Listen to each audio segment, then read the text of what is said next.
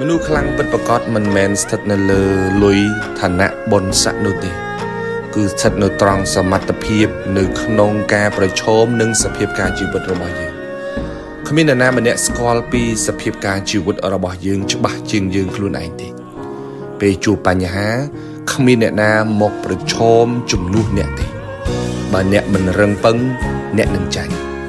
មិនថាគេជួយយើងច្រើនប៉ុណ្ណាទេមិនថាយើងធ្លាប់ជួយអ្នកណាច្រើនប៉ុណ្ណាទេត្រូវចាំថាបើសិនជាយើងមិនរឹងមាំគ្រប់គ្រាន់ទេយើងពិបាកគេចផុតពីបញ្ហានៅក្នុងជីវិតរបស់យើងមែនទែនទោះក្នុងកលៈទេសៈណាក៏ដោយខ្លួនឯងត្រូវតែរឹងមាំដើម្បីប្រឈមនឹងសភាពការជីវិតរបស់យើងដោយខ្លួនឯង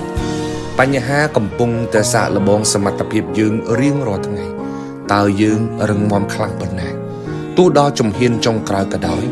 សូមកុំបោះបង់ចោលក្តីសង្ឃឹមរបស់ខ្លួនឯងសោះ